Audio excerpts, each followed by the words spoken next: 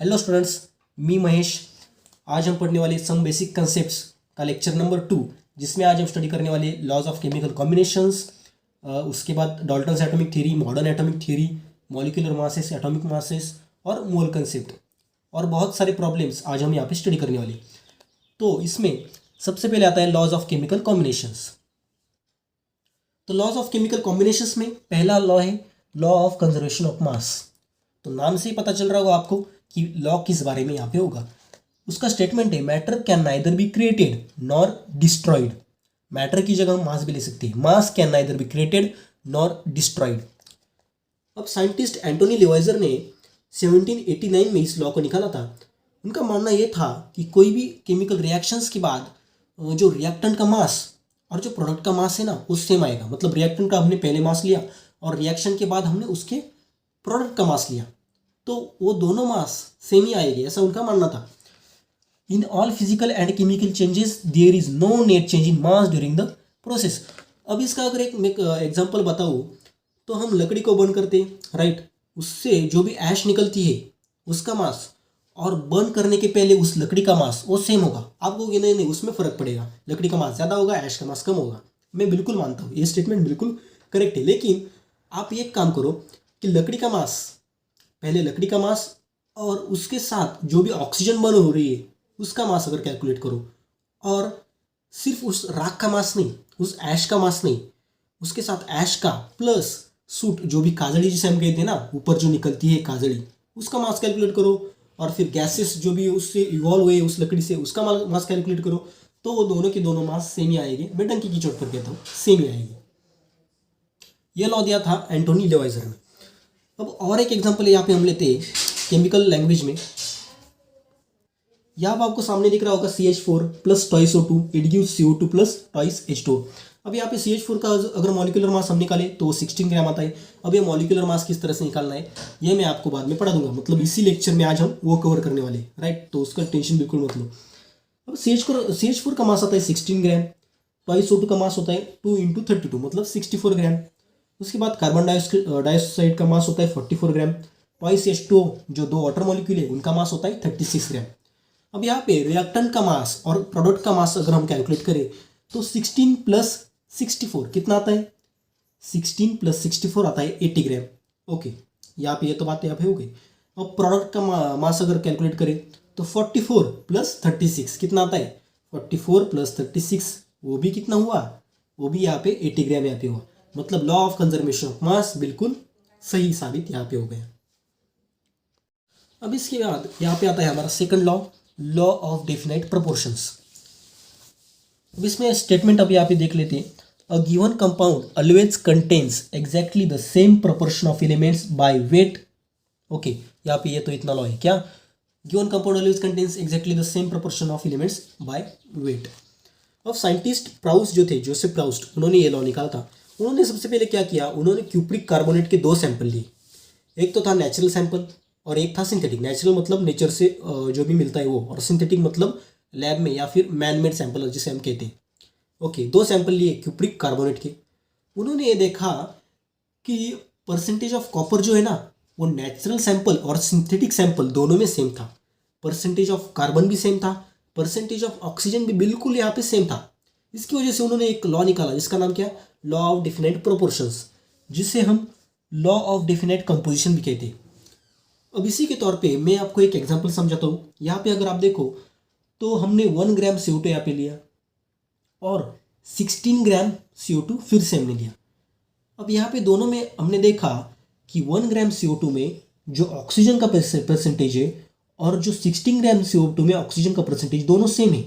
फिर 1 ग्राम CO2 में जो कार्बन का परसेंटेज है वही परसेंटेज 16 ग्राम CO2 में भी है। मतलब लॉ ऑफ डेफिनाइट प्रोपोर्शन यहाँ पे सही साबित हुआ। लेकिन नीचे वाले डायग्राम में अगर आप देखो तो 16 ग्राम CO2 अगर और 1 ग्राम CO को हम कंपेयर करें तो उनमें ऑक्सीजन और कार्बन का परसेंटेज डिफरेंट आता है। मतलब यहाँ पे क्या, सेम रेशो सेम कंपाउंड और different ratio different compound. Okay, इतना तो हमें यहाँ पे समझ में आ गया लॉ ऑफ डेफिनाइट प्रोपोर्शन, इस तरह से ये होता है। अब थर्ड लॉ यहाँ पे हमारा आता है लॉ ऑफ मल्टीपल प्रोपोर्शंस। इसका स्टेटमेंट पहले हम देख लेते हैं। If 2 elements can combine to form more than one compound, the masses of one element that combine with a fixed mass of other element are in the ratio of small whole numbers. अब इस multiple proportion का मानना ये है, इस law का मानना ये है कि अगर दो एलिमेंट्स मिलाकर एक से ज़्यादा कंपाउंड बना रहे हैं और यहाँ पे एक एलिमेंट का मास हम फिक्स्ड रख रहे हैं, तो जो अदर एलिमेंट का जो रेशियो होगा ना, अदर एलिमेंट का दो कंपाउंड में जो मास का रेशियो होगा वो स्मॉल होल नंबर यहाँ पे होगा. यहाँ पे मैं आपको एक एग्जांपल लेके यहाँ पे समझाऊंगा. यहाँ पे नीचे आप देखो तो हाइड्रोजन प्लस ऑक्सीजन, यहाँ पे हाइड्रोजन प्लस ऑक्सीजन से क्या बन रहा है, वाटर. और सेकंड एग्जांपल में हाइड्रोजन प्लस ऑक्सीजन से हमें हाइड्रोजन पेरोक्साइड यहाँ पे बन रहा है. लेकिन यहाँ पे अगर आप देखो तो पहले हमने हाइड्रोजन का मास फिक्स रखा है. देखो हाइड्रोजन 2 ग्राम, नीचे भी हाइड्रोजन 2 ग्राम हमने रखा. और ऑक्सीजन, वाटर के समय ऑक्सीजन रखा 16 ग्राम और हाइड्रोजन पेरोक्साइड के समय 32 ग्राम, जिससे हमें वाटर और हाइड्रोजन पेरोक्साइड दो प्रोडक्ट मिले. अब according to the law of multiple proportions उनका मानना ये था कि उसका जो ऑक्सीजन का जो मास है ना वो स्मॉल होल नंबर्स में आना चाहिए, उसका जो रेशियो है वो स्मॉल होल नंबर पे यहाँ पे आना चाहिए. अब 16 डिवाइडेड बाय 32 कितना आता है, 16/32. किस तरह का रेशियो होगा, सिंपल रेशियो 16/32, और जिसे हम कहते हैं 1:2. मतलब लॉ ऑफ मल्टीपल प्रोपोर्शंस यहाँ पे बिल्कुल सही साबित यहाँ पे होता है. इस तरह से था ये हमारा लॉ ऑफ मल्टीपल प्रोपोर्शंस. अब यहाँ पे नेक्स्ट लॉ हम स्टडी करने वाले हैं गै-लुसैक्स लॉ ऑफ गैसियस वॉल्यूम्स. अब पहले हम इसका स्टेटमेंट देख लेते हैं. स्टेटमेंट पे आप देखो, व्हेन गैसेस कंबाइन और produced in a chemical reaction they do so in a simple ratio by volume at a same temperature and pressure. Right, वहाँ पे हमने डिफिनेट प्रोपोर्शन कुछ इस तरह से ऐसा ही लॉ पढ़ा था, लेकिन वहाँ पे वो लॉ गैस के बारे में नहीं था. गै-लुसैक्स में उसी लॉ को गैसेस वॉल्यूम के तौर पे यहाँ पे दिखाया हमें. अब यहाँ पे अगर हम एक एग्जांपल लें, hydrogen plus oxygen. Right, hydrogen plus oxygen, hydrogen हमने 100 ml लिया, ऑक्सीजन 50 ml, और उससे वाटर हमें मिला 100 ml. राइट, अब उनका मानना ये था कि इनका जो प्रोपोर्शन होगा, इनका जो रेशियो होगा वो बिल्कुल सिंपल होल नंबर यहाँ पे आ जाएगा, सिंपल नंबर. राइट, यहाँ पे अगर आप देखो 150, इनका रेशियो किस तरह से, सिंपल रेशियो किस तरह से 2:1. मतलब ये था Gay Lussac's law of gases volume के बारे में. बिल्कुल सेम लॉ है डेफिनेट प्रोपोर्शन की तरह, बिल्कुल सेम लॉ. यहाँ पे देखो the law of definite proportion by volume, इसे law of definite proportions by volume भी कहा जाता है. अब नेक्स्ट आता है हमारा एवोगैड्रोस लॉ. उसका स्टेटमेंट हम सबसे पहले पढ़ लेते हैं. Equal volumes of all gases at the same temperature and pressure should contain equal number of molecules. मतलब कोई भी फिक्स टेम्परेचर और प्रेशर पे जो इक्वल वॉल्यूम्स, सेम वॉल्यूम्स के जो भी गैसेस होंगे उनके जो मॉलिक्यूल्स होंगे वो इक्वल नंबर के होंगे. इस तरह से था एवोगैड्रोस का लॉ. उसका एग्जांपल यहाँ पे देखो, 2 volumes of hydrogen combine with 1 volume of oxygen to give 2 volumes of water.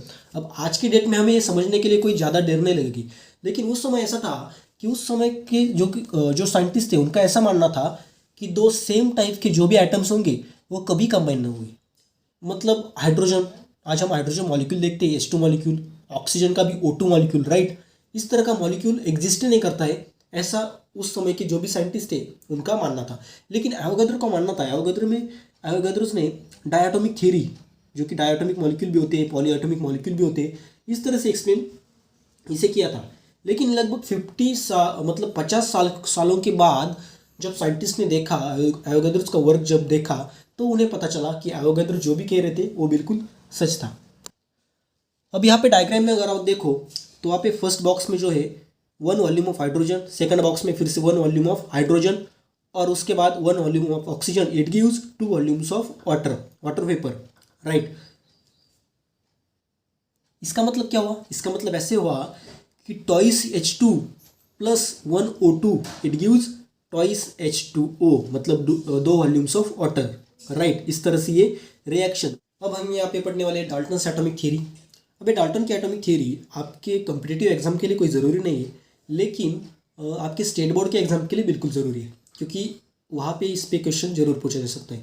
इसमें आपको सिर्फ 4 पोस्टुलेट जो कि डाल्टन ने उस समय पे किए थे वो आपको याद रखने पड़ेंगे. उसका मानना ये था कि first postulate, matter consist of indivisible atoms. Then second, all atoms of given element have identical properties like mass. उसके बाद third postulate, compounds are form when atoms of different elements combine in a fixed ratio. Then fourth postulate, chemical reactions involve reorganization of atoms. ये थे Dalton's के 4 postulate. ये आपके लिए exam में जरूरी है। लेकिन हम अब यहाँ पे देखने वाले हैं कि मॉडर्न एटॉमिक थ्योरी किस तरह से प्रिपेयर हुई, मतलब मॉडर्न एटॉमिक थ्योरी में कौन से पोस्टुलेट्स जरूरी है। अब यहाँ पे देखो, सबसे पहला postulate, atom is not considered as individual. वहाँ पे हमने क्या देखा था कि एटम्स को इंडिविजुअल कंसिडर किया जा सकता है, लेकिन मॉडर्न एटॉमिक थ्योरी ने ये कहा कि एटम को इंडिविजुअल कंसिडर नहीं किया जा सकता। क्यों? क्योंकि एटम के भी 3 पार्ट्स यहाँ पे पड़ते हैं। कौन से? एटम में प्रोटॉन होता है, एटम में न्यूट्रॉन होता है और एटम में इलेक्ट्रॉन भी होता है, राइट, इस तरह से। Then second postulate, atoms of same element may not be similar in all respect. वहाँ पे डाल्टन में क्या कहा था? डाल्टन ने ये कहा था कि जो भी एटम होगा, सेम एटम मतलब सेम एलिमेंट का जो भी एटम होगा उनकी सारी प्रॉपर्टीज सेम आएगी, मतलब मास को मिलाकर भी सेम आएगी। लेकिन आपको एग्जांपल पता होगा आइसोटोप्स का। आइसोटोप यहाँ पे मैं एग्जांपल लेता हूँ, कार्बन 12, कार्बन 13, कार्बन 14। अब ये कार्बन के तीनों की तीनों ये कार्बन के ही एलिमेंट्स हैं, मतलब ये कार्बन ही है, लेकिन इनका जो मास है, मास देखो आप 12, 13 और 14, ये मास में इनमें डिफरेंस आया है, लेकिन मास पे यहाँ पे डिफरेंस आया, राइट। तो यहाँ पे ये हो गया सेकंड पोस्टुलेट का example. Second postulate is also proved by the modern atomic theory. Okay, अब इसमें third postulate, atoms of different elements may be similar in some respects. अब डाल्टन की थ्योरी में था कि जो डिफरेंट एलिमेंट जो होते हैं ना, उनकी प्रॉपर्टीज भी डिफरेंट ही होगी। इस तरह से वो डाल्टन एटॉमिक थ्योरी थी। अब मॉडर्न एटॉमिक थ्योरी में क्या कहा कि डिफरेंट एलिमेंट्स में कुछ चीज़ें वो सेम भी हो सकती है। अब इसमें एग्जांपल आता है आइसोबार्स का। अब आइसोबार में किस तरह से होता है? आइसोबार में जो इनका जो मास होता है ना, वो सेम रहता है। देखो कार्बन 14, नाइट्रोजन 14, इनका मास सेम है, लेकिन ये एलिमेंट तो डिफरेंट यहाँ पे आ गए, राइट। मास सेम लेकिन एटॉमिक नंबर जो है डिफरेंट है, मतलब एलिमेंट जो है वो डिफरेंट है, राइट। ये प्रॉपर्टी में सेम आ गई। ये था थर्ड पोस्टुलेट। उसके बाद fourth postulate, atom is the smallest unit participating in chemical reaction. Yes, right, हमें ये पता है कि प्रोटॉन, न्यूट्रॉन, इलेक्ट्रॉन, इस तरह से एटम जो है वो डिविजिबल होता है, लेकिन रिएक्शन में पार्टिसिपेट करते समय एटम ही स्मॉलेस्ट यूनिट होता है जो कि रिएक्शन में पार्टिसिपेट यहाँ पे करता है। उसके बाद fifth postulate, atoms of one element can be changed into atoms of another element. अब आपको ये न्यूक्लियर रिएक्शंस पता है क्या? न्यूक्लियर रिएक्शंस में हम देख सकते हैं कि एक एलिमेंट दूसरे एलिमेंट में किस तरह से चेंज होता है। मतलब पहले यूरेनियम था, बाकी बाद में जाकर कोई और ही एलिमेंट उसका बन गया, राइट। इस तरह से न्यूक्लियर रिएक्शंस में हम वहाँ पे पढ़ने वाले हैं। अब इसके बाद हम पढ़ने वाले हैं atomic masses and molecular masses. अब आज के डेट में हम एटॉमिक मासेस बता सकते हैं। सबसे पहले एटॉमिक मास मतलब क्या? एटॉमिक मास मतलब मास ऑफ एन एटम। उस एटम का जो भी मास होता है उसे हम एटॉमिक मास कहते हैं। Okay, simple definition. ओके, उस समय पे क्या था कि उस समय पे कोई मास स्पेक्ट्रोमीटर नहीं था। मतलब आज की डेट में क्या करते हैं हम? आज की डेट में हम सिंपल मास स्पेक्ट्रोमीटर से मास कैलकुलेट करते हैं, मतलब एक्यूरेटली मास हमें वहाँ पे मिल जाता है। उस समय पे कोई भी मास स्पेक्ट्रोमीटर जैसा इंस्ट्रूमेंट नहीं था, तो उस समय वो लोग क्या करते थे? वो लोग हाइड्रोजन के रेफरेंस में बाकी एलिमेंट्स का मास निकालते थे। मतलब हाइड्रोजन का मास वो 1 लेते थे और उससे कैलकुलेट करते थे कि बाकी एलिमेंट्स का मास किस तरह से होगा। अब इस नाउ डेज मतलब प्रेजेंट डेज में क्या करते हैं? प्रेजेंट डेज में कार्बन का जो मास होता है ना, उससे हम रेफरेंस लेते थे। यहाँ पे देखो, carbon 12 is assign a mass of exactly 12 AMU, 12 atomic mass unit. हम कार्बन 12 का मास लेते हैं और उससे हम बाकी के जो भी मास होते हैं ना वो कैलकुलेट करते हैं। अब यहाँ पे देखो एटॉमिक मास यूनिट, जो कि बहुत ही इंपॉर्टेंट यहाँ पे कंसेप्ट है, एटॉमिक मास यूनिट। अब देखो एटम ही इतना छोटा है तो उसका मास कितना छोटा होगा, इसकी वजह से जो AMU जो यूनिट है, एटॉमिक मास यूनिट, वो निकाला गया।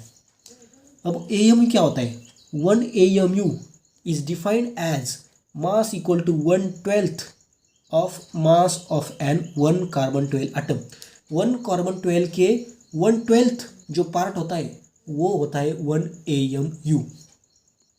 अब ये देखने के लिए हमें सबसे पहले कार्बन 12 का मास कितना होता है वो निकालना पड़ेगा, राइट। अब यहाँ पे अगर आप देखो, यहाँ पे आप देखो मास ऑफ कार्बन 12 एटम। कार्बन 12 में कितने प्रोटॉन्स और कितने न्यूट्रॉन्स होते हैं? कार्बन 12 में 6 प्रोटॉन्स, राइट, प्लस 6 न्यूट्रॉन्स, मतलब न्यूट्रॉन और प्रोटॉन का मास मिलाकर कार्बन 12 का मास बनता है, क्योंकि इलेक्ट्रॉन का जो मास होता है वो बहुत ही निग्लिजिबल होता है, राइट। अब यहाँ पे प्रोटॉन का और न्यूट्रॉन का मास लगभग सेम ही होता है, तो इसे हम क्या लेंगे, 12 मास ऑफ प्रोटॉन। ओके, अब एक प्रोटॉन का मास कितना होता है, एक प्रोटॉन का मास यहाँ पे होता है 12 इंटू 1.66 इंटू 10⁻⁻24 ग्राम। एक प्रोटॉन का मास कितना होता है, एक प्रोटॉन का मास होता है 1.66 इंटू 10⁻⁻24। तो 12 प्रोटॉन का मास कितना हुआ, 12 प्रोटॉन का मास हुआ 12 इंटू 1.66 इंटू 10⁻⁻24, जो कि आ गया मास ऑफ कार्बन 12। यह हो गया हमारा मास ऑफ कार्बन 12 एटम। अब हमें ये कैलकुलेट करना है कि 1 AMU का मास क्या होगा। हमने डेफिनेशन में क्या देखा था, डेफिनेशन में हमने देखा था कि 1/12 मास ऑफ कार्बन 12 एटम। ओके, तो उसी को हम कंटिन्यू करेंगे। यहाँ पे हम लिखते हैं 1 AMU is equal to 1/12 into ये मास ऑफ कार्बन 12 एटम कितना, 12 इंटू 1.66 इंटू 10⁻⁻24 ग्राम, राइट, इतना हो गया। अब यहाँ पे 12 से 12 कैंसल, तो 1 AMU का मास हमें मिलेगा 1 AMU is equal to 1.66 into 10⁻⁻24 gram. तो ये यहाँ पे हो गया 1 AMU। इतनी बात आपको समझ में आ गई। ओके, तो इतना तो यहाँ पे आपको समझ में आ गया होगा। ये लिखना है तो लिख लो, या फिर स्क्रीनशॉट भी आप ले सकते हो इसका। अब यहाँ पे देखो कि बाद में क्या हुआ कि AMU has been replaced by U मतलब यूनिफाइड मास। अब इस पे MHT CET में 2018 में इस पे क्वेश्चन पूछा गया था। महाराष्ट्र की जो भी CET है उसमें सिंपल क्वेश्चन था, क्या था कि AMU को किससे रिप्लेस किया गया, किससे, AMU has been replace by U मतलब यूनिफाइड मास। इस तरह सिंपल क्वेश्चन CET में आते हैं, तो आपको पढ़ने के लिए थोड़ा सा थोरो पढ़ना पड़ेगा, राइट। यहाँ पे नेक्स्ट टॉपिक हम पढ़ने वाले एवरेज एटॉमिक मास। यहाँ पे आप फॉर्मूला देख लो, एवरेज एटॉमिक मास का फॉर्मूला क्या होता है, average atomic mass is equal to atomic mass of one isotope into percent plus atomic mass of another isotope into percent. अब इसकी जरूरत मेरे को क्यों पड़ी, अब मैंने 100% अगर सैंपल लिया ना, तो उसमें कुछ ना कुछ परसेंट अनदर आइसोटोप भी होंगे। यहाँ पे मैं एक एग्जांपल लेता हूँ, अगर मैंने कार्बन का सैंपल लिया, मतलब 100% कार्बन का सैंपल लिया, उसमें कितना 98.89% कार्बन 12 होगा, 1.108% कार्बन 13 होगा, और 2 इंटू 10⁻⁻10% क्या होगा, कार्बन 14 होगा। अब मैं इसका मास ऐसे तो नहीं लिख सकता कि इसका मास होगा 12 AMU। क्यों, क्योंकि बाकी के कार्बन का मास भी अलग अलग है, कार्बन 13 का भी मास अलग है, कार्बन 14 का भी मास यहाँ पे अलग है। इसकी वजह से एवरेज एटॉमिक मास की कंसेप्ट यहाँ पे लानी पड़ी। और एवरेज एटॉमिक मास किस तरह से कैलकुलेट करते हैं, यहाँ पे आप स्क्रीन पे देख सकते हो। यहाँ पे देखो आइसोटोप दिए हुए, रिलेटिव अबंडेंस मतलब उनका जो परसेंटेज होता है, अबंडेंस यहाँ पे दिया हुआ है, और एटॉमिक मास इन यूनिट दिया हुआ है। अब यहाँ पे नीचे देखो कि फॉर्मूला में हम यहाँ पे वैल्यूज डालेंगे। यहाँ पे देखो 0.9889 यहाँ पे 100 से पहले डिवाइड कर दिया। यहाँ पे समझ लो आप, रिलेटिव अबंडेंस को 100 से पहले डिवाइड करके वहाँ पे वैल्यू डाली हुई, right. 0.98892 into 12U plus 0.01108 into 13, carbon 13 का जो भी मास है, कार्बन 13, राइट, 13.00335, 13 भी लिखा तो भी चलेगा, इतना डीप में लिखने की आपको जरूरत नहीं है। यहाँ पे plus 2 into 10⁻12 into 14, it gives 12.011U, जिसे हम हालांकि 12 ही कहते हैं, लेकिन 12.011U यह होगा उसका एवरेज एटॉमिक मास। ओके, इतना आपको समझ में आ गया। एवरेज एटॉमिक मास और एटॉमिक मास में क्या डिफरेंस है, एटॉमिक मास सिर्फ एटम का निकालते हैं हम, एवरेज एटॉमिक मास जो भी आइसोटोप्स होते हैं उनका परसेंटेज और उनका मास, इनको मिलाकर हम एवरेज एटॉमिक मास को निकालते हैं। सिर्फ ये फॉर्मूला आप याद रखो, बाद में हम एक एग्जाम्पल उसका देखने वाले प्रैक्टिस प्रॉब्लम्स में, हम उसके बारे में थोड़ा सा डिटेल देखेंगे। ओके, उसके बाद थर्ड मॉलिक्यूलर मास। वहाँ पे एटॉमिक मास मतलब क्या था, एटॉमिक मास मतलब एटम का मास, मॉलिक्यूलर मास मतलब मॉलिक्यूल का mass. Molecular mass is the what, molecular mass is the sum of atomic masses of elements present in the molecule. जो भी एटम्स, जो भी एलिमेंट्स मॉलिक्यूल में प्रेजेंट है, उन सब का मिला के मास बनता है मॉलिक्यूलर मास। अब यहाँ पे एग्जांपल अगर आप देखो, CO2 का एग्जांपल यहाँ पे मैंने लिया। अब यहाँ पे कार्बन एक है, 1 into average atomic mass of carbon, okay, plus 2 into 2 क्यों लिया, क्योंकि 2 ऑक्सीजन यहाँ पे, 2 into average atomic mass of oxygen, 1 into 12, carbon का मास कितना हुआ 12 यू, यू मतलब AMU right, plus 2 into 16, oxygen का मास कितना है 16, इनको मिला के वैल्यू कितनी आई 44 यू। ये हो गया molecular mass of carbon dioxide. CO2 का मॉलिक्यूलर मास कितना हुआ 44 यू। इसका प्रैक्टिस प्रॉब्लम्स हम लास्ट लेक्चर के लास्ट में देखने वाले। ओके, अब उसके बाद फॉर्मूला मास। अब ये फॉर्मूला मास क्या होता है? The formula mass of a substance is the sum of atomic masses of atoms present in the molecule. अब कई कई मॉलिक्यूल्स ऐसे होते हैं कि जिनमें मॉलिक्यूलर मास काम नहीं करता। फॉर एग्जांपल NaCl जो कि आयोनिक कंपाउंड है, जिसमें ऐसे कोई मॉलिक्यूल्स नहीं होते कि इतने Na2 इस तरह से मॉलिक्यूल्स नहीं होते। उसमें क्या होता है कि एक Na+ को 6 क्लोरीन सराउंडेड होते हैं, मतलब डिस्क्रीट फॉर्म में उसमें मॉलिक्यूल्स होते हैं। इसकी वजह से उसमें कोई मॉलिक्यूलर फॉर्मूला नहीं होता, उसमें फॉर्मूला मास होता है। अब यहाँ पे देखो एग्जांपल है NaCl राइट, इसका फॉर्मूला मास किस तरह से मतलब निकालते हम यहाँ पे देखेंगे। Formula mass of NaCl is equal to atomic mass of Na। कितना होता है एटॉमिक मास ऑफ Na का एटॉमिक मास होता है 23 plus atomic mass of Cl, chlorine का कितना होता है 35.5, जिससे फॉर्मूला मास कितना आया, फॉर्मूला मास आया 58.5 यू। अब इस तरह से था हमारा फॉर्मूला मास राइट। हमने क्या क्या देखा, हमने देखा एटॉमिक मास, हमने देखा एवरेज एटॉमिक मास, मॉलिक्यूलर मास और फॉर्मूला मास। अब इसमें नेक्स्ट हम पढ़ने वाले mole concept and molar masses. अब आप देखो हम अगर कभी केली लेने जाते हैं बाजार में, तो हम क्या कहते हैं 1 डजन केली दे दो राइट, 1 डजन दे दो। 1 डजन मतलब 12। ये दुकानदार को भी पता होता है, हमें भी पता होता है कि 1 डजन मतलब क्या 12। इस तरह से उस समय क्या हुआ कि एटम्स और मॉलिक्यूल्स बहुत ही स्मॉल है। हमें पता है कि एटम्स और मॉलिक्यूल्स नजर भी नहीं, बहुत ही स्मॉल होते हैं। उसकी वजह से इनको हैंडल करने के लिए हमने मोल कॉन्सेप्ट निकाली। मोल राइट, 1 मोल 2 मोल 3 मोल, ये आपने पढ़ा होगा या फिर आपको ये पता होगा राइट। इस तरह से हमने ये मोल कॉन्सेप्ट यहाँ पे निकाली। अब ये 1 मोल क्या होता है, यहाँ पे देखो सिर्फ ऊपर, 1 mole is the amount of substance that contains as many entities और particles as there are atoms in exactly 12 gram of carbon 12 isotope. अब हमने एक एटॉमिक मास यूनिट भी निकाला था AMU, उसमें भी कार्बन 12 को रेफरेंस लिया था। अब इस मोल कंसेप्ट में भी उसी कार्बन 12 को हम रेफरेंस के तौर पर यहाँ पे लेंगे। अब उनका ये कहना है कि 1 मोल में कितने सब्सटेंस या कितने पार्टिकल्स होंगे, जो 12 ग्राम कार्बन 12 आइसोटोप में होंगे ना, उतने ही पार्टिकल 1 मोल में यहाँ पे होंगे। अब यहाँ पे हमें मास स्पेक्ट्रोमीटर से ये पता चला कि 1 कार्बन 12 का मास कितना होता है। यहाँ पे मैं मास लिख लेता हूँ, 1 कार्बन 12 एटम का mass is equal to what 1.992648 into 10⁻⁻23 gram. ये होता है 1 कार्बन 12 एटम का मास। अब हमें ये देखना है कि 12 ग्राम में कितने एटम्स होंगे। मतलब यहाँ पे मैं एक फॉर्मूला यहाँ पे प्रिपेयर कर सकता हूँ।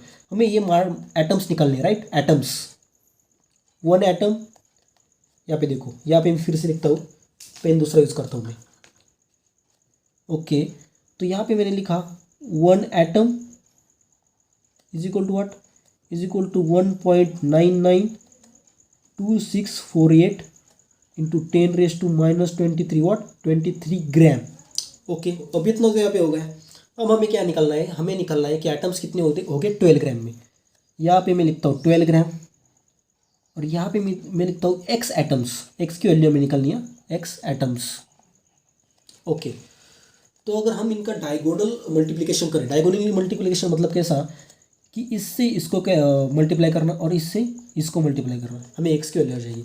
मतलब फिर से मैं यहाँ पे लिखता हूँ x into 1.992648 into 10⁻⁻23 gram is equal to 12 gram into 1 right, 1 atom. Okay, फिर से क्या करेंगे फिर हम करेंगे x की वैल्यू निकालनी, x इज इक्वल टू इसको यहाँ पे लेंगे, मतलब 12 डिवाइडेड बाय 1.992648 इंटू 10⁻⁻23 यहाँ पे हो गया। ओके, इतना आपको समझ में आया यहाँ पे। ओके, तो अब हम क्या करेंगे, अब इससे इसको क्या करेंगे, डिवाइड करेंगे और उसकी एक्स की वैल्यू यहाँ पे निकलेंगे। एक्स मतलब नंबर ऑफ एटम्स जो कि प्रेजेंट है किसमें, 12 ग्राम कार्बन एटम में जो भी एटम्स प्रेजेंट है उससे हमें 1 मोल की वैल्यू यहाँ पे मिल जाएगी। एक्स इज इक्वल टू हमें क्या मिला, फिर हमें मिला 6.022 इंटू 10⁻23 एटम्स। मतलब इस 12 ग्राम के कार्बन में इतने एटम्स प्रेजेंट है, इसी को हम 1 मोल कहते हैं। इसी को क्या कहते हैं हम, 1 mole. 1 mole is equal to 6.022 into 10⁻23 atoms की जगह हम पार्टिकल्स यहाँ ले सकते हैं, क्योंकि एटम्स पार्टिकल्स मतलब एटम्स, मॉलिक्यूल्स, कोई भी एंटिटीज आयंस यहाँ पे हो सकता है। तो इस तरह से ये पूरा कैलकुलेशन यहाँ पे था। इतना कैलकुलेशन आपको समझ में आया यहाँ पे। अब देखते हैं आगे का होता है, आगे का। मास ऑफ वन कार्बन एटम 12। ये तो हमने पहले पढ़ लिया, 1.992648 एक कार्बन का मास। उसके बाद mass of 1 mole of carbon atom 12 ग्राम था, वो हमने वो कैलकुलेशन में कर दिया। 1 mole of substance contain 6.022 into 10⁻23 particles. Particles के ब्रैकेट में यहाँ पे देखो, एटम्स भी हो सकते हैं, मॉलिक्यूल्स भी हो सकते हैं और आयंस भी हो सकते हैं। और वो जो वैल्यू हमने निकाली 6.022 इंटू 10⁻23, ये जो वैल्यू है इसे हम एवोगैड्रोस कांस्टेंट या फिर एवोगैड्रोस नंबर यहाँ पे कहते हैं, एवोगैड्रोस के रिस्पेक्ट में।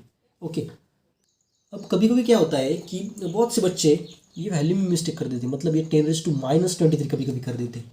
मतलब मैं खुद करता था, 11th-12th में था ना, मेरे को याद ही नहीं रहता था ये वैल्यू किस तरह से। इसके लिए इसकी लार्जनेस को आपको समझने के लिए ना, मैं यहाँ पे ये वैल्यू फिर से लिखता हूँ।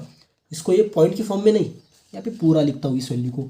6 पॉइंट यहाँ पे निकाल देता हूँ, 0 2 3 या फिर यहाँ पे 2 है ना, 2 1 3 6 7 1 2 3 4 5 6 7 8 9 10 11 12 13 14 15। इतनी मतलब इतनी बड़ी यहाँ पे वैल्यू देखो आप कभी नहीं बोलोगे ये वैल्यू बहुत बड़ी है। इसकी वजह से उसका साइन किस तरह से है, उसका साइन है 6.022 इंटू 10⁻2 माइनस या प्लस 23 प्लस में वैल्यू है। लार्जनेस बहुत बड़ी है, मतलब इतने सारे एटम्स 1 मोल में आते, ये आपको याद यहाँ पे रखना पड़ेगा। अब इसके बाद नेक्स्ट कॉन्सेप्ट आती है मोलार मास। तो what is mean by molar mass? The mass of 1 mole of a substance in grams is called its molar mass. सिर्फ 1 मोल जो सब्सटेंस होता है उसका मास ग्राम्स में, उसे मोलार मास कहते हैं।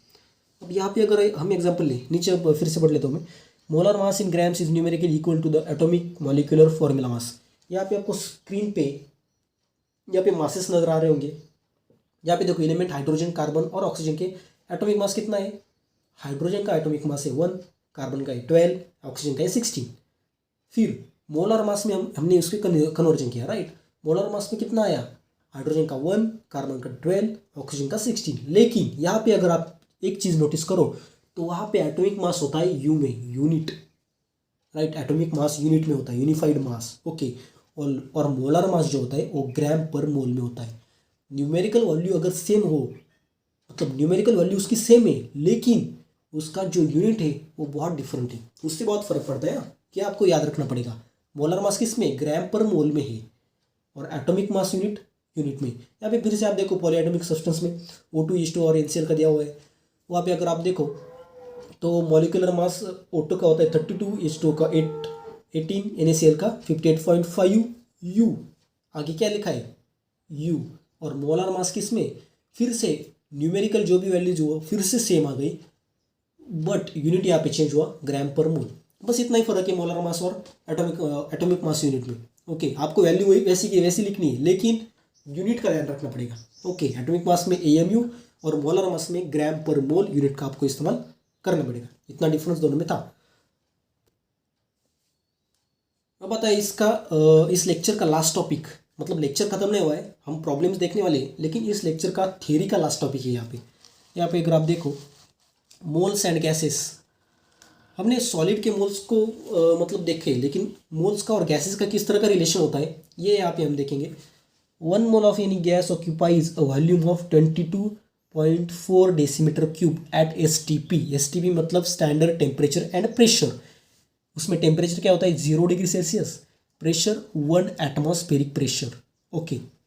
अब इसका फॉर्मूला किस तरह से होता है, number of moles of gas is equal to volume of gas at STP divided by 22.4 decimetre cube per mole. यहाँ पे आपको ये फॉर्मूला याद रखना पड़ेगा। हम इसके प्रॉब्लम्स तो देखने वाले हैं।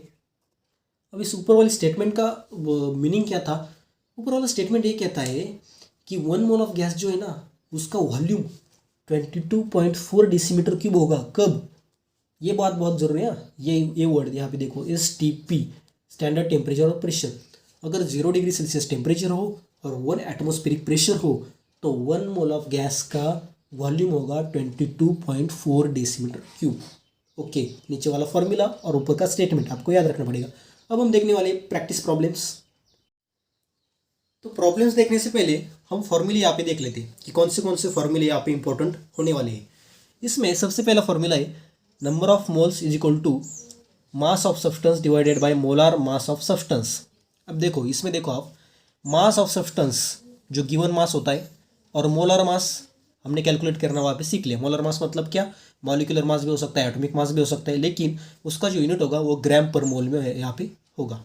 ठीक है, तो इतना तो यहाँ पे हो गया। उसके बाद number of molecules is equal to number of moles into Avogadro number. Avogadro number हमें पता है कितना, 6.022 इंटू 10⁻23।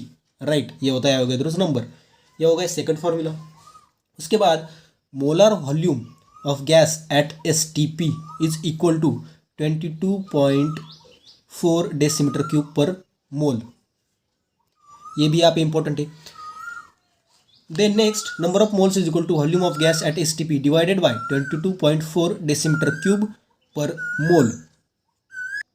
ये गैस की टर्म में, अगर गैस में कितने मोल्स होंगे वो निकालने के लिए हमें इस फॉर्मूले की यहाँ पे ज़रूरत पड़ेगी। आगे प्रॉब्लम्स की तरफ बढ़ने से पहले मैं आपको एक बात बता दूँ कि आपको अगर इस नोट्स की अगर PDF चाहिए, जो मैंने नोट्स यहाँ पे 100 नोट्स लिखे, अगर इसकी PDF चाहिए तो आपको मेरे टेलीग्राम चैनल पे वहाँ पे मिल जाएगी। वहाँ से डाउनलोड करना और सिर्फ इसका उपयोग रिवीजन के लिए करना। मतलब इसका स्टडी के लिए यूज़ बिल्कुल मत करना, क्योंकि यहाँ पे सिर्फ फॉर्मूले, इसका जो मतलब है, इसके जो भी कंसेप्ट है मैंने पूरे वीडियो में यहाँ पे कवर किए। आपको क्या करना है, आपको अगर इसके नोट्स चाहिए तो आप खुद यहाँ पे लेक्चर अटेंड करो और वहाँ से अपने खुद से 100 नोट्स निकालो। सिर्फ ये जो मैं दे रहा हूँ ना, ये PDF जो मैं प्रोवाइड कर रहा हूँ, इसका इंटेंशन सिर्फ इतना ही है कि आप वहाँ पे जाकर सिर्फ रिवीजन के लिए इसका यूज़ करना। ठीक है, बस इतना इंटेंशन इसके पीछे है। तो चलिए बढ़ती है प्रॉब्लम्स की तरफ। अब यहाँ पे प्रॉब्लम नंबर फर्स्ट आप अगर देखो, इसमें क्या दिया है, उन्होंने कहा है कि ऑक्सीजन का मास 26.56896 इंटू 10⁻⁻24 ग्राम है।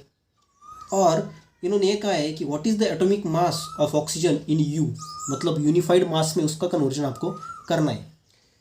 तो इससे पहले हमें ये बात पता होनी चाहिए कि 1 यूनिफाइड मास मतलब कितने ग्राम। हमने चैप्टर में भी पढ़ा था कि 1.66056 into 10⁻⁻24 gram is equal to 1 U। Right, ये हमने पढ़ा था। अब उन्होंने क्या दिया है, हमने जो ऑक्सीजन का मास है उन्होंने हमें दिया है, वो कितना है, वो इतना है 26.56896 इंटू 10⁻⁻24 ग्राम। और उन्होंने क्या कहा, उन्होंने कहा कि उसका कन्वर्जन यूनिफाइड मास में कर दो। अब यहाँ पे मैं यूनिफाइड मास की वैल्यू x लेता हुआ, XU, हमें इस x की वैल्यू कैलकुलेट यहाँ पे करनी है। अब यहाँ पे देखो, हमने वहाँ पे भी देखा है और हमें ये भी पता है, ऐसे कैलकुलेशंस में हम जनरली डायगोनल मल्टीप्लिकेशन का यूज़ करते हैं। अब किस तरह से करेंगे हम क्या करेंगे, हम इससे मल्टीप्लाई करेंगे इसको और इससे मल्टीप्लाई करेंगे इसको। तो मैं यहाँ पे करके आपको दिखाता हूँ कि किस तरह से क्या क्या चीज़ें यहाँ पे होने वाली है।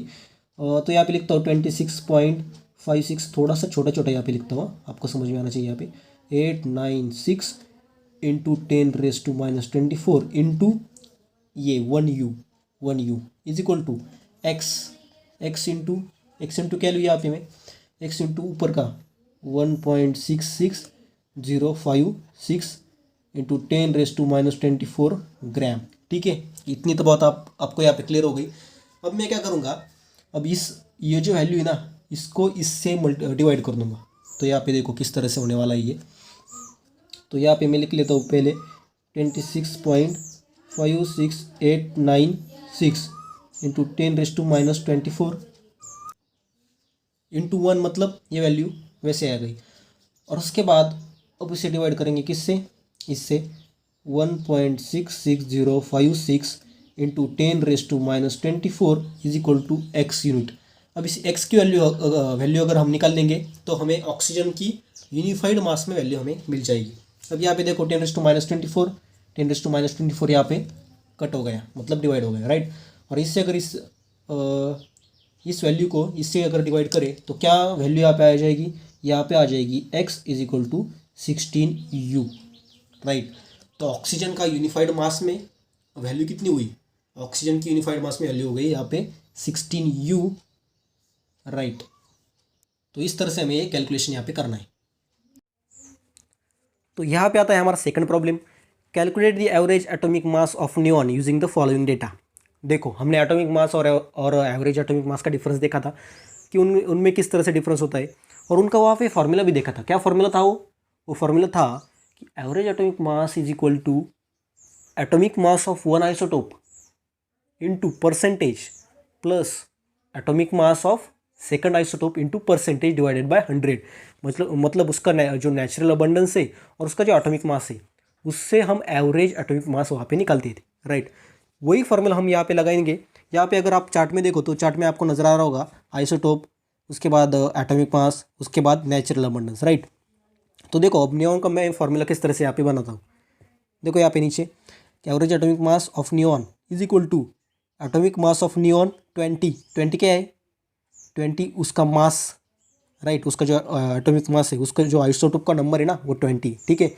तो वो इंटू परसेंटेज, उसका वहाँ पे नेचुरल अबंडेंस कितना है वो आप लेंगे, plus atomic mass of neon 21, ये भी एक आइसोटोप है, into percentage plus atomic mass of neon 22 into percentage divide by 100। देखो फॉर्मूला तो यहाँ पे मैंने प्रिपेयर कर दिया, अब सिर्फ इसमें वैल्यू डालना बाकी रह गया है। तो वैल्यू यहाँ पे मैं फिल कर देता हूँ, राइट। तो यहाँ पे मैंने वैल्यू फिल कर दी 19.992 इंटू 1990.92। देखो पहली वैल्यू देखी आपने, प्लस 20 इंटू 0.26 प्लस 21.99 इंटू 8.82। देखो एटॉमिक मास और नेचुरल अबंडेंस का बराबर मैंने यहाँ पे वैल्यू यहाँ पे रख दी। और अगर इसका आंसर हम देखें तो आंसर कितना आया, फिर आंसर हमें मिला 20.1707 यूनिफाइड मास। इस तरह से हम एवरेज एटॉमिक मास के जो भी प्रॉब्लम्स है वो सॉल्व करते हैं, राइट। सिंपल कैलकुलेशन है, ज़्यादा कुछ इस कैलकुलेशन में नहीं है, इस तरह से हम कैलकुलेशन यहाँ पे करते हैं। अब यहाँ पे प्रॉब्लम नंबर 3 देखो, calculate the molar mass of the following. हमने मोलर मास देखा है ना, राइट। मोलर मास का क्या होता है, मोलर मास का जो भी न्यूमेरिकल वैल्यू होती है वो एटॉमिक मास और मॉलिक्यूलर मास के समान ही होती है, राइट। सिर्फ थोड़ा सा यूनिट का डिफरेंस है। मोलर मास में हम ग्राम पर मोल में वैल्यू निकालते हैं और एटॉमिक मास और मॉलिक्यूलर मास में किस में निकालते हैं, यूनिफाइड मास में, राइट। थोड़ा सा डिफरेंस है। तो यहाँ पे मैं क्या करूँगा, सीधा मैं मॉलिक्यूलर मास निकालूंगा और वहाँ पे यूनिट लगा दूंगा ग्राम पर मोल का। देखो अब यहाँ पे नीचे आप देखो तो H2O CO2 और CH4 हमें दिया हुआ है, राइट। CH4 का मोलर मास मॉलिक्यूलर मास किस तरह से निकालते हैं हमने थ्योरी में देख लिया, पहले लेक्चर के पहले हमने देख लिया, राइट। तो मैं H2O का और CO2 का निकाल के आपको यहाँ पे बताता हूँ। तो सबसे पहले मैं यहाँ पे लेता हूँ H2O का, first H2O molecular mass is equal to 2 into atomic mass of hydrogen, 2 into atomic mass of hydrogen plus अब यहाँ पे 2 क्यों लिया मैंने, 2 इसलिए लिया क्योंकि हाइड्रोजन यहाँ पे 2 है, राइट। इसलिए मैंने यहाँ पे 2 लिया। और ऑक्सीजन का किस तरह से लिया, ऑक्सीजन का यहाँ पे देखो 1 into atomic mass of oxygen, okay. इतना तो हमने लिख लिया।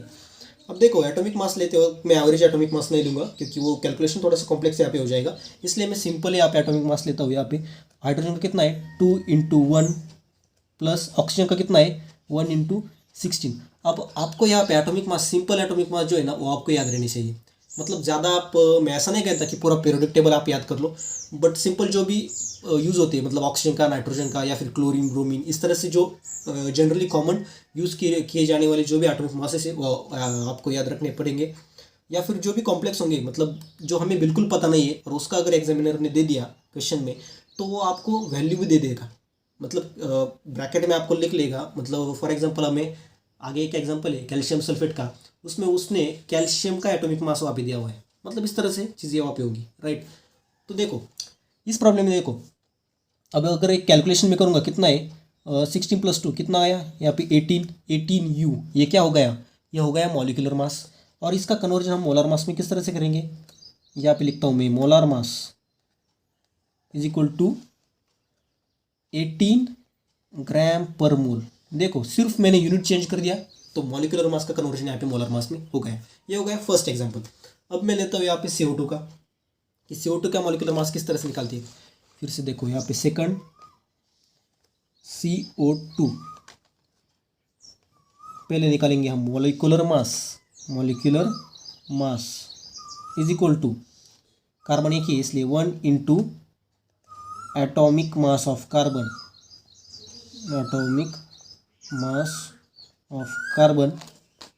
Okay, plus 2 into atomic mass of oxygen.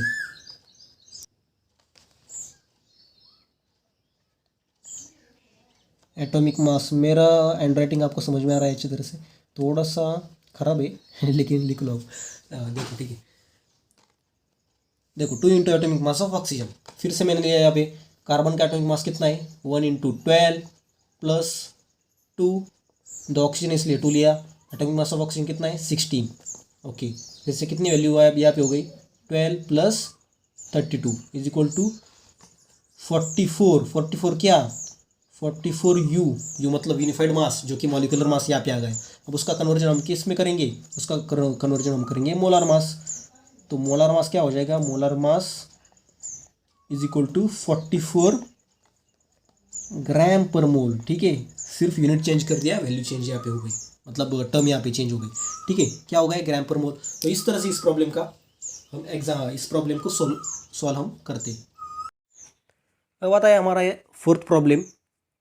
Fourth problem क्या है, find the formula mass of CaSO4 if atomic mass of Ca 14.1 U, sulphur का 32.1 एंड ऑक्सीजन का कितना है 16 यूनिफाइड मास, राइट। इससे हमें फॉर्मूला मास निकालना है। अब हमने थ्योरी में क्या पढ़ा था, थ्योरी में देखा था कि फॉर्मूला मास और मॉलिक्यूलर मास सेम ही होते हैं, लेकिन फॉर्मूला मास हम आयोनिक कंपाउंड में जनरली यूज़ करते हैं, राइट। NaCl के जैसे कोई भी कंपाउंड हो, राइट, CaSO4 के जैसे, ठीक है। तो यहाँ पे मैंने पहले भी आपको कहा था कि आपको एलिमेंट का मास याद रखने की कोई ज़रूरत नहीं। देखो यहाँ पे प्रॉब्लम में आपको दिया हुआ है मास, कैल्शियम का दिया हुआ है, सल्फर का दिया हुआ है, दिया हुआ है और ऑक्सीजन का, फिर भी आपको सिंपल याद रखने की वहाँ पे ज़रूरत है, ठीक है। तो देखिए ये प्रॉब्लम हम यहाँ पे स्टार्ट करते हैं। तो सबसे पहले फॉर्मूला मास किस तरह से निकालते हैं, जिस तरह से हम मॉलिक्यूलर मास निकालते हैं उसी तरह से हम फॉर्मूला मास यहाँ पे निकालेंगे। देखो यहाँ पे फॉर्मूला नीचे देखो, average atomic mass of calcium plus average atomic mass of sulphur plus 4 into, अब यहाँ पे मैंने 4 क्यों लिया, क्योंकि यहाँ पे 4 ऑक्सीजन है, राइट। CaSO4 में 4 ऑक्सीजन मॉलिक्यूल है, 4 ऑक्सीजन है यहाँ पे, सॉरी मॉलिक्यूल नहीं 4 ऑक्सीजन है, राइट।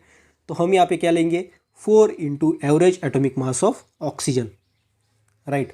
अब क्या करना है सिंपल, अब इस फॉर्मूला में हमें सिंपल यहाँ पे वैल्यू यहाँ पे पुट करनी। देखो मैंने वैल्यू यहाँ पे पुट की, average atomic mass of calcium 40.1 plus average atomic mass of sulphur कितना 32.1 प्लस 4 इन ब्रैकेट 16, जो कि एवरेज एटॉमिक मास ऑक्सीजन का है। अब इसको हम अगर कैलकुलेट करें तो हमारा वैल्यू क्या आ जाएगी, तो हमारा प्रॉब्लम का आंसर आ जाएगा 136.2 U, ठीक है। तो ये होगा इस प्रॉब्लम का आंसर। अब हम सॉल्व करते हैं problem number 5th। Calculate the number of moles of magnesium oxide MgO in 80 gram, first 80 gram and second 10 gram of the compound, ठीक है। तो उन्होंने क्या कहा है कि नंबर ऑफ मोल्स हमें कैलकुलेट करने दो कंपाउंड उन्होंने दिए, एक तो 80 ग्राम है और एक 10 ग्राम है। अब एक 80 ग्राम को मैं करके आपको बताता हूँ कि किस तरह से होता है, 10 ग्राम का आपको खुद को करना पड़ेगा, ठीक है। ब्रैकेट में उन्होंने दिया average atomic masses of magnesium 24 and oxygen का 16। तो सबसे पहले हमें नंबर ऑफ मोल्स का फॉर्मूला याद होना बहुत ज़रूरी है। तो यहाँ पे देखो number of moles is equal to given mass divided by atomic mass और मॉलिक्यूलर मास। जनरली ये एटॉमिक मास और मॉलिक्यूलर मास यहाँ पे नहीं होता है, यहाँ पे जनरली मोलार मास होता है। क्यों, क्योंकि गिवन मास कभी भी आप अगर प्रॉब्लम में देखो तो गिवन मास जनरली ग्राम में ही दिया होता है और उनकी जो है ना यूनिट सेम रखने के लिए हम नीचे की जो भी टर्म है उसे मोलार मास में उसको कन्वर्ट कर देते। देखिए हम आगे देखेंगे कि किस तरह से हम उसको कन्वर्ट करते, राइट। अभी यहाँ पे देखो, हम सबसे पहले उसका मॉलिक्यूलर मास कैलकुलेट करेंगे MgO का। पहले लेंगे average atomic mass of Mg plus average atomic mass of oxygen. कितना है 24 + 16, तो आंसर हुआ 40 U, राइट। हमें ऊपर जो गिवन मास दिया हुआ है वो 80 ग्राम में दिया हुआ है और हमें मॉलिक्यूलर मास किस में आया, यूनिफाइड मास में, ठीक है। तो इसका कन्वर्जन भी हमें ग्राम में करना पड़ेगा, मतलब मोलार मास में इसका कन्वर्जन करते हैं तो हमें वैल्यू आती है 40 ग्राम पर मोल। न्यूमेरिकल चेंज नहीं हुआ, सिर्फ यूनिट चेंज यहाँ पे हो गया। तो हम क्या करेंगे, अभी दोनों वैल्यू को मतलब 80 gram given mass divided by 40 gram per mole कर देंगे। देखो number of moles is equal to 80 gram divided by 40 gram per mole, इतना यहाँ पे हो गया। तो नंबर ऑफ मोल्स कितने आई, नंबर ऑफ मोल्स यहाँ पे आ गए 2 मोल्स। ओके, अब 10 ग्राम का आप खुद निकालो और मुझे बताओ कि किस तरह से 10 ग्राम की कितनी मोल्स यहाँ पे आएंगे। ओके, अब आता है problem number 6। Calculate number of moles of hydrogen in 0.448 litre of hydrogen gas at STP। अब मैंने लास्ट में फॉर्मूला आपको बताया था, क्या फॉर्मूला था वो फॉर्मूला था number of moles is equal to volume of gas at STP divided by 22.4 decimetre cube per mole, ठीक है। इतना फॉर्मूला मैंने आपको वहाँ पे बताया था। अब इन्होंने क्या दिया है, इन्होंने वॉल्यूम जो है ना वो लीटर में दिया है, हमें डेसीमीटर में चाहिए। तो उसका रिलेशन किस तरह से, 1 litre is equal to 1 decimetre cube, ये रिलेशन है, ये आपको याद रखना पड़ेगा। मतलब 0.448 लीटर इज इक्वल टू कितना decimetre cube, 0.448 decimetre cube, right. 1 litre 1 decimetre cube, मतलब डेसीमीटर क्यूब और लीटर का जो भी यूनिट है वो सेम ही है, ठीक है, उनकी जो वैल्यू है सेम ही है, ठीक है। तो हम आगे वैल्यू आप पुट करते, तो volume of H2 gas at STP is equal to 0.448 decimetre cube. अब इस फॉर्मूला में हम वैल्यूज ऐड करेंगे तो हमें आंसर क्या आ जाएगा, आंसर हमें आ जाएगा number of moles is equal to 0.02 moles. यह हो गया हमारा इस प्रॉब्लम का आंसर। तो आज के लेक्चर में बस इतना ही, मिलते हैं नेक्स्ट लेक्चर में नेक्स्ट टॉपिक के साथ। Thanks for watching.